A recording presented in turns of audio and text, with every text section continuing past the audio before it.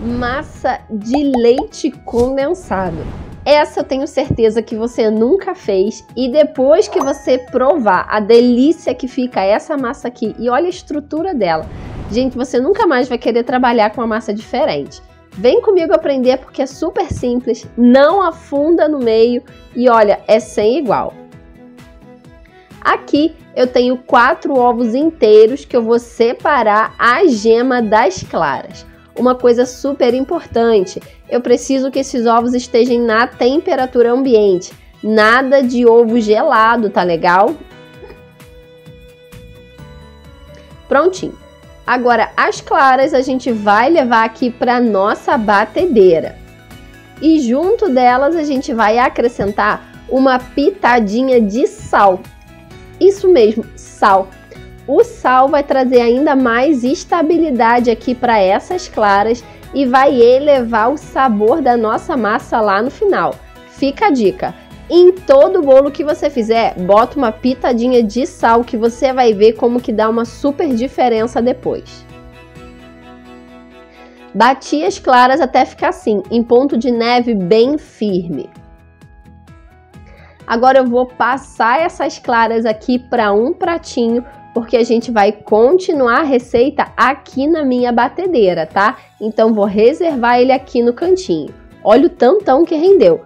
Por isso é importante usar os ovos na temperatura ambiente. Os ovos gelados não dão essa quantidade de claras aqui em neve, tá?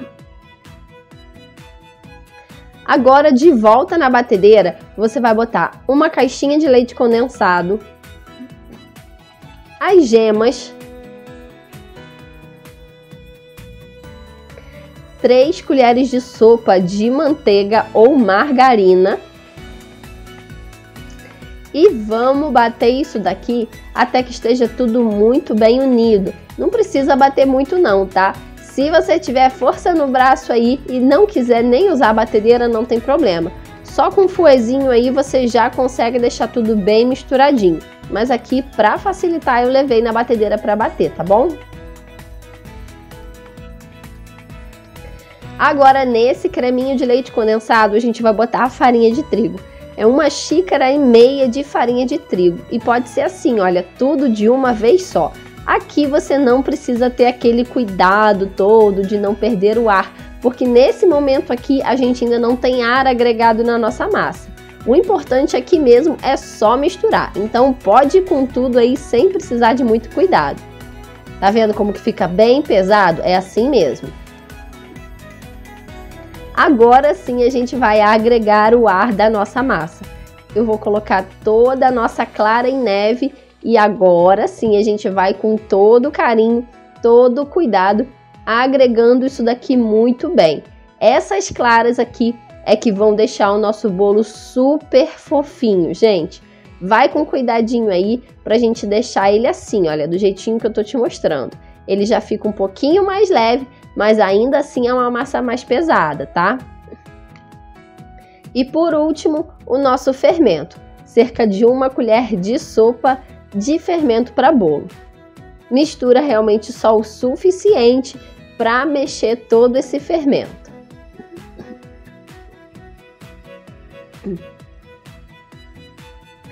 Aqui eu tenho uma forma no aro 20 por 10 de altura. Eu não vou untar ela, tá? Eu vou colocar só um pedacinho de papel manteiga no fundo.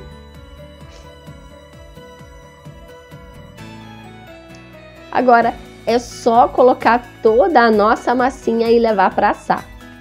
Tá vendo como essa é uma massa mais pesada?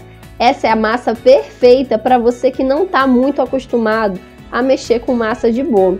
A massa de pão de ló, por exemplo, por ser uma massa mais molinha, muito aerada, ela pode acontecer de afundar no meio se a temperatura do seu forno não estiver muito 100% reguladinha. Por ser uma massa mais firme, você não corre esse risco aqui de afundar no meio, tá?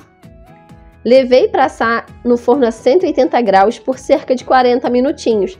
Mas ó, espetou o palitinho, saiu limpo, tá pronto. Para desenformar é super fácil. Passou uma faquinha nas laterais, ele já se solta bem fácil. Dá uma olhadinha como que ele fica super bonito. esse bolo aqui, além de super bem estruturado, ele é super gostoso, ele é muito úmido, mas é aquele tipo de massa que, se você quiser colocar aquela calda que você já está acostumado a usar, você pode regar com a sua calda.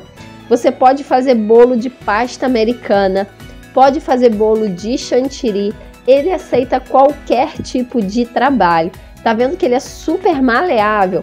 Inclusive, se você quiser fazer aquele bolo com várias camadas, com aquelas camadas de massa bem fininha, pode fazer tranquilamente, porque essa aqui é uma massa super resistente e ao mesmo tempo fofinha e deliciosa.